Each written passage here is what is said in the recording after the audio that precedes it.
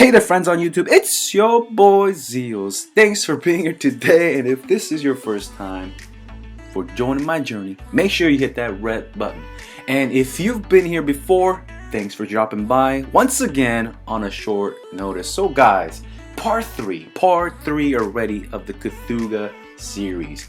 If you haven't watched the first and the second, I highly recommend you do so. Unless you don't want to, that's fine. But if you have questions, make sure you check them out before you ask me in PMs or in Discord or in the comments below. So I've been getting a lot of repetitive questions, and I understand, guys. I understand, you know, you need to be re-explained over and over. That's fine. There are some people that need some repetition and some love, and this is why I'm here with the part 3 series. So the number one request that I got over the couple days was Deathsworn. Can you show a little clip? How does it work? Does it even work? So here it is, guys. So Deathsworn pretty much doesn't work. So watch the clip and see what it does. I have the text captions below to show you the difference. Basically, it doesn't do anything. Adds maybe about 72,000 damage. I know, it's a little lackluster. Guys, so as for Deathsworn, it's a pass. Doesn't work, okay? So no more questions about that, guys. Thanks, okay? Number 2, the question was, can you show some Aspen? Can you show some PvP? So guys, I did the Aspen. And I'm not gonna spoil it, guys. Just check it out in the clips. I'm not gonna do a lot of talking today. I know you guys are probably sick of me talking all the time, so you can enjoy the clips however you want it. But as for PvP, I showed I try to get I did about 2.5 hours worth against an opponent that Jason, the guy who is lending me his account. I tried versus the hardest opponent on the server and against FTA, and you know, of course against double Valkyrie if he's on defensive. If Cthugha is on defensive and it's Cthugha, of course, versus 2 Valkyries, Cthugha will stay alive, but Cthugha cannot kill the Valkyries as well because of the attack reduction, attack steal, and just not enough damage. So in defensive, as long as the rest of the team is dead, Cthugha will outlast and get you a win. But I had this situation happen as well in offensive where I was attacking and Cthugha was left and the Valkyrie was left and I could not kill the Valkyrie, but the Valkyrie could not kill me as well. But since I was attacking, I did lose. The second scenario that I'm seeing often is him being under CC lockdown. Even with the Magic Stone Sword, he will be CC'd from round 1 to 8, and the damage that he would do in slot 1 will be about, depending on the opponent, everything changes, but averaged about to be 4.5 to 4.8 million damage while CC the whole game, guys. And of course it depends on how long he's on CC, how long the game is.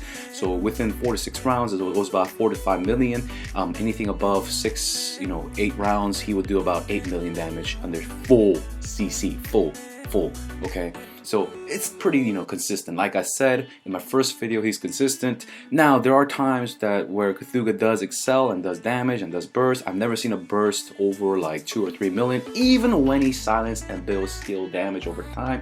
Even with the crit stone, I didn't see a damage or crit with over 3 million damage because it is so hard to cap the his active, the detonate. It's very hard to cap it even with 2 Valkyries and the Sia, right? So anyways, make sure you notice that in most scenarios when he is able to do his active and not CC locked, that he is 50% to 73%. I'm averaging this out. 50 to 73% of his damage is not really his damage. It's like someone asked me a question how it works. It's like you are a factory worker and I'm working with you. I'm your co-worker, right? So you baked 10 cookies in an hour, and me being a lazy ass, I baked 5 cookies. And while you take a 5-minute break, I stole 7 of your cookies, and I presented my 5 plus your 7 as what I did to my boss.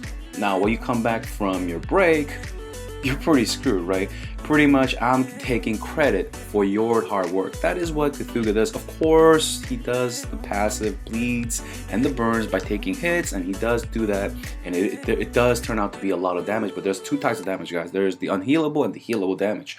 And right, he classifies mostly under the healable damage, but with unison with other bleed heroes. Even if he doesn't detonate, it is a lot of pressure. That's why Belrain shines. But anyways, to wrap it all up, I cannot really say he is a god tier PvP hero. Is he a bad hero? Not necessarily. Other heroes that could take his place? Yes. He is competing for a real prime real estate, like slot 1. Sia could be there, Scary could be there, so there are targets that benefit as well in being slot 1 other than maybe Cthugha. So make your own predictions or make your own judgments. That's it for today. Thanks for tuning in, and if you want to support me, guys, make sure you hit me up on Patreon. I really appreciate it, as it keeps me going financially to support these contents. Anyways, guys, I'll see you guys in the next video, and I'm out.